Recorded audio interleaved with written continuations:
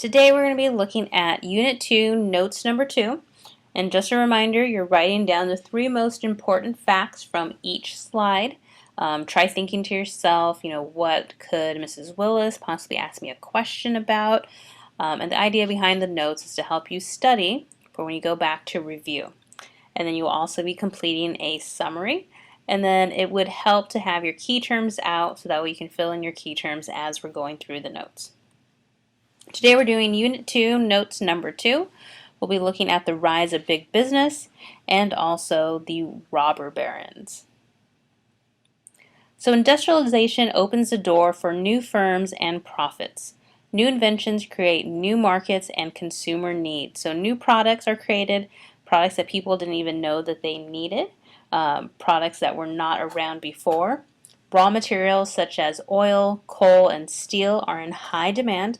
All of these are natural resources that are used to help make other products or as sources of fuel.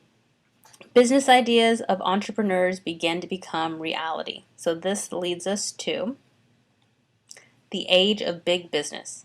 This period saw the creation of American mega businesses, labor unions, corporate corruption, and federal regulation of businesses in America. So it changes the whole structure of businesses from what we've seen before. No longer do you have, kind of these just small mom and pop shops. You really start to see businesses expanding, kind of this idea of like franchises growing and expanding to not just one city but multiple cities.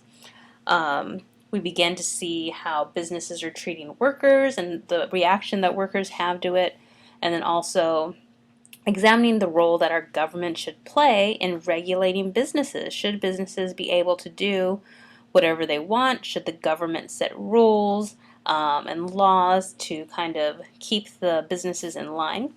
So key components of this era that we will be looking at. This era is defined by the idea of American success through self-reliance, hard work ethic, and individual responsibility. So this idea of the American dream, the idea that you can accomplish anything as long as you put your mind to it. You don't have to end up, where you started at, that your life can be transformed. It also set up a foundation from which sprang the modern American corporate infrastructure and urban workers. So kind of more of, how we see the business cycle today, kind of started back then. And it forever altered the American socio-economic hierarchy. Through this concept of big business, we began to see this theory of social Darwinism. Social Darwinism is based off of the theory of survival of the fittest that was applied to animals in the wild by Charles Darwin, in which animals that are more fit, have better characteristics, will survive, while those with weaker qualities, unable to defend themselves, will die out, leaving the strongest, fittest, species alive and thriving in the wild. And so this concept gets applied to businesses. And it fueled the idea of big businesses, that the bigger a business is, the smarter, the better planning that it has, the better aggressiveness that it has, those businesses will dominate over weaker businesses. We began to see competition in the market, and it leads to natural selection for firms. So the fact that some businesses will survive and thrive while others will not. And the worst will go bankrupt and close. So in order to work properly, outside influences must be kept out. So very limited government influence. And the ultimate survival of businesses depends on several things: hard work, innovation and adaptability, and shrewd decision making. And so social Darwinism does make a lot of sense, because businesses that you want to go and buy things from, they're going to have better products.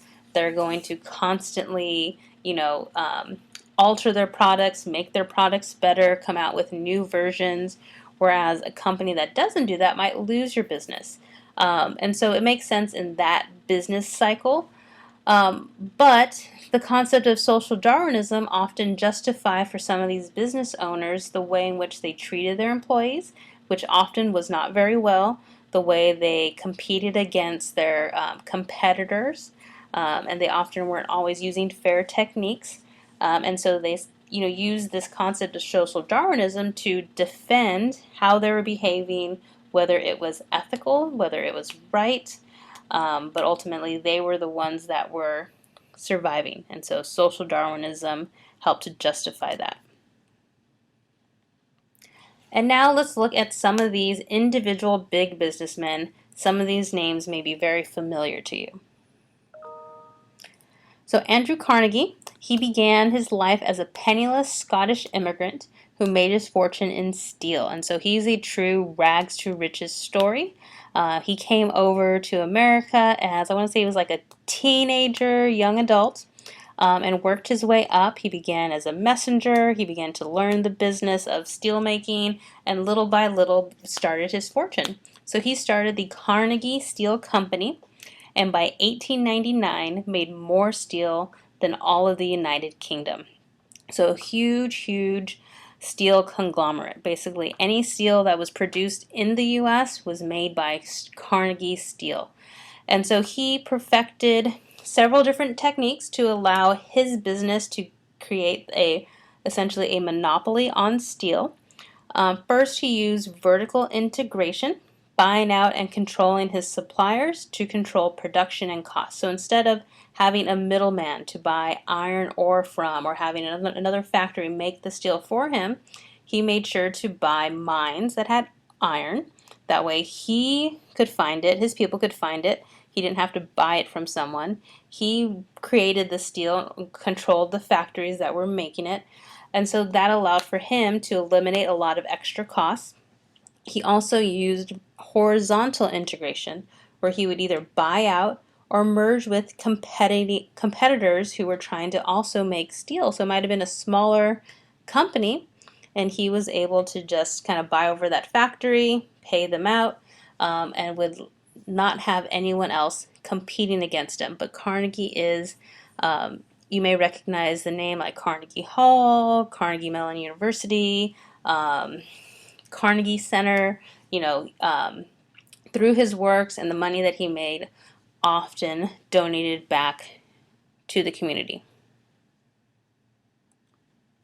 J.P. Morgan and John D. Rockefeller, two other very recognizable names.